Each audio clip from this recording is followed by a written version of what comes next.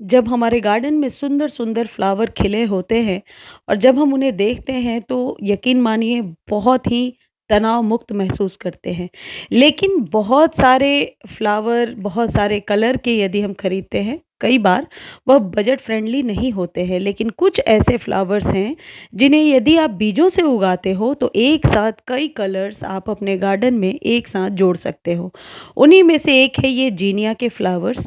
इनको बीजों से आप पूरे साल उगा सकते हैं। अभी बहुत ही फ़ेवरेबल टाइम है इसके बीजों को उगाने के लिए।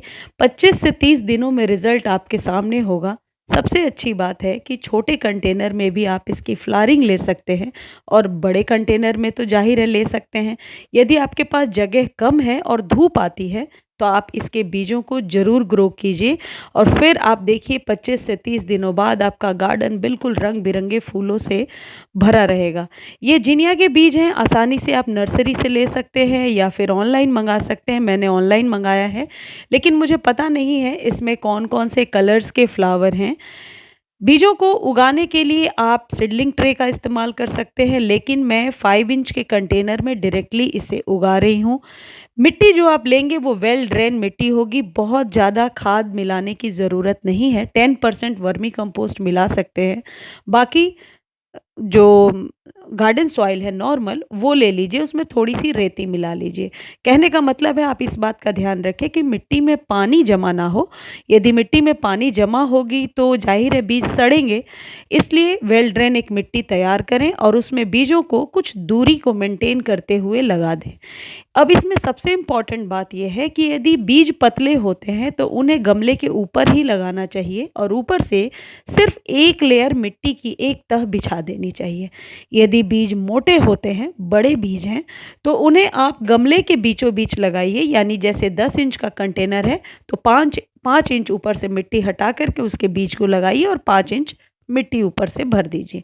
लेकिन ये पतले बीज हैं तो इन्हें यदि आप नीचे दबाओगे तो ये बिल्कुल भी जर्मिनेट नहीं होंगे और यदि एकाध जर्मिनेशन इनमें हो भी जाती है तो फिर ज़्यादातर बीज आपके खराब हो जाएँगे। ऊपर से बिछा दीजिए, शेडी प्लेस में रख दीजिए और स्प्रे करते रहिए। देखिए ठीक 2 दिनों के बाद का ये रिज़ल्ट है, जब कुछ इसके बीज जो हैं वो जर्मिनेट होने लगे हैं। अब मैं आपको दिखाऊँगी इसे रखा कहाँ है। यदि आप रेगुलर व्यूअर हैं तो आपने देखा होगा गुड़हल वगैरह का जहाँ मेरा प्लांट है, ये गुड़हल और चमेली का जस्ट उसके नीचे इसके बीजों को मैंने रखा है इस कंटेनर को, ताकि इस पे डायरेक्टली धूप ना लगे, लेकिन ये शेडी प्लेस में ग्रो नहीं होंगे। बट जब ये छोटे होते हैं तो बहुत ज़्यादा धूप की मार, बहुत ज़्यादा खाद, बहुत ज़्यादा पानी कुछ भी बर्दाश्त नहीं कर पाते हैं, क्योंकि पौधा अपने कैपेसिटी के अकॉर्डिंग ही चीज़ों को टॉलरेट करता है। इसलिए बहुत कॉमन सी बात है कि आप इसे किसी शेडी प्लेस यानी किसी छायादार पेड़ के नीचे रख दीजिए और इसको वाटरिंग करने का बेहतर तरीका यह है कि स्प्रे करके वाटरिंग कीजिए। जब कभी हम बीज लगाते हैं मिट्टी गीली यानी कि सॉगी ना हो, लेकिन मिट्टी बहुत ड्राई नहीं होनी चाहिए। यदि मिट्टी बहुत ड्राई होगी तो बीज आपके जर्मिनेट नहीं होंगे, फटने लगेंगे। देखो ये 3 से 4 दिनों के बाद का रिज़ल्ट है, इतने सारे बीज ग्रो हो गए हैं। अब ये झुके हुए क्यों हैं? क्योंकि इस पर धार से पानी चली गई है, यानी मग्गे से पानी डाला है। कुछ दिनों के बाद, करीब 10 डेज़ के बाद आप चाहें तो इसे अलग कर सकते हैं, लेकिन मैं अभी अलग नहीं करूँगी। अभी मैं वेट करूँगी कि इसके कितने बीज जर्मिनेट होते हैं। मुझे लग रहा है जो बीज जर्मिनेट नहीं हो रहे हैं मैं उन्हें हटा दूँगी और 4 से 5 जो बिल्कुल अच्छे से ग्रो हो गए हैं, यही पौधा आगे चल के हमें फ्लावरिंग देगा, तो छोटे-छोटे जो बीज हैं उन्हें हटा देंगे। इतना प्रोसेस होने के लिए 15 से 20 दिन लग चुके हैं। अब आप क्या करेंगे, इसमें 1 चम्मच एप्सम सॉल्ट लेकर के 1 लीटर पानी में डालेंगे और हर एक 3 से 4 दिनों पर आप इसके जड़ों पर और पत्तों पर स्प्रे करेंगे। अब मैंने उसे 3 कंटेनर में खाली कर दिया था।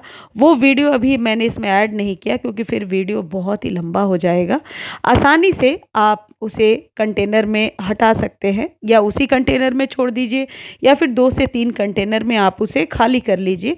1 कंटेनर में 2 प्लांट ज़रूर लगाइए। उसके बाद मैंने कोई अलग से खाद इसमें नहीं डाला है। 3 कंटेनर में खाली कर दिया है और देखो ये बहुत ही अच्छे से ग्रो हो रहे हैं और इसके बीज भी बन रहे हैं। इस बीज को बनने के इसके इन कलियों को बनने के लिए 35 डेज़ लग चुके हैं। अभी जब मैं घर जा रही थी 1 सप्ताह पहले, उसके पहले का ये वीडियो है, जब इसके बीज बनने लगे हैं और जब मैं आज आई हूँ तो मैंने देखा इसकी फ्लावरिंग अब होने लगी है। बहुत ही आसान है, डेलिकेट बिल्कुल भी नहीं है, बहुत ही हार्डी प्लांट है। अब आप क्या करेंगे, जब ऊपर से इसकी कलियां बनने लगेंगी तो आप इसे धूप में रख देंगे, प्रॉपर धूप में। फिर शेडी प्लेस की ज़रूरत नहीं है। अब आप देखिए मैंने वहाँ से हटा करके इसे जहाँ और सारे धूप वाले प्लांट्स रखे हुए हैं वहीं पर रख दिया है और बराबर जैसे सभी प्लांट्स को पानी खाद देते हैं वैसे देते जाइए। अभी मैंने कोई भी खाद अलग से इसे नहीं दिया है, सिर्फ एप्सम सॉल्ट का जो छिड़काव करती थी वही कर रही थी। अभी जब से इसमें कलियां आने लगी हैं तब से कोई भी मैंने खाद नहीं दिया है। एक फ्लावरिंग हो जाए उसके बाद पोटाश या जो भी खाद हमें देना है वो हम दे सकते हैं।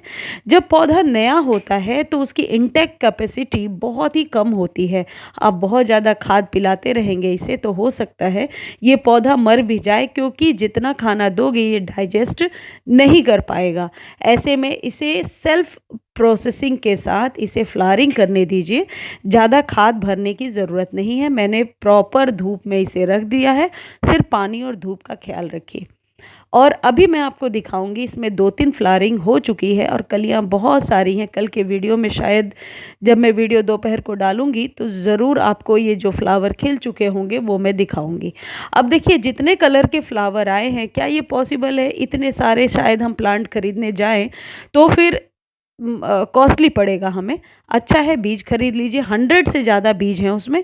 उगाने का तरीका भी बहुत अच्छा है, यदि जगह कम भी है छोटे छोटे कंटेनर में लगा लीजिए। जीनिया को उगाना बहुत ही आसान है और आपके गार्डन में बहुत ही अच्छी कलरफुल एक वाइब भी ऐड हो जाएगी। तो बीज उगाने के लिए 2-3 चीज़ों का ध्यान रखिए। शुरू के 1 सप्ताह आप शेडी प्लेस में रखिए, जैसे बताया है एप्सम सॉल्ट का छिड़काव कीजिए। छोटे बड़े कंटेनर में आप लगा सकते हैं, ऊपर से बीज को रख दीजिए और पानी का स्प्रे करते जाइए। जब 3 से 4 इंच का वह पौधा हो जाएगा तो आप उसे प्रॉपर धूप में रख सकते हैं। यदि सीडलिंग ट्रे में लगाया है तो मिट्टी के साथ ही, जड़ों के साथ ही उसे उठाइए और बड़े गमले में शिफ्ट कर दीजिए। जड़ों को खोलने की कोशिश ना करें। लेकिन मैं समझती हूँ कि 4 महीने तक पौधे को रीग्रो किसी और कंटेनर में नहीं करना चाहिए, तो शुरू से ही आप 5-5 इंच के कंटेनर में लगा लीजिए और ये देखिए बहुत ही अच्छा चलता है। शायद अभी 2 कलर इसके निकल कर के आए हैं, शायद और भी कलर्स आएँगे। और सबसे अच्छी बात ये है कि ये ज़्यादा कुछ आपसे मेहनत नहीं मांग रहे हैं। आप देख ही रहे हो मैंने कितनी आसानी से इसे उगाया है और एक बार जब आप बीज खरीद लेते हैं वो बीज खराब भी नहीं होते हैं, वो बहुत सालों तक आपके गार्डन में रहेंगे। ये गुलाब का पौधा है जिसका ट्रीटमेंट किया था हमने, देखो ये पौधा बच भी गया है और 1 वीक तक मैं नहीं थी फिर भी इसमें वाटरिंग वगैरह अच्छे से होता रहा। मैं जिन्हें बोल कर गई थी वो वाटरिंग करते रहे, कोई भी पौधा ख़राब नहीं हुआ है। सिर्फ थोड़ी सी ये वीड्स वगैरह निकल आए हैं जिनको मैं आज हटा दूंगी और कल फिर मैं वीडियो डालूंगी। इस तरीके से आप जीनिया के बीज उगाइए। अभी अक्टूबर नवंबर में फेवरेबल टाइम है, नवंबर दिसंबर तक उगा सकते हैं।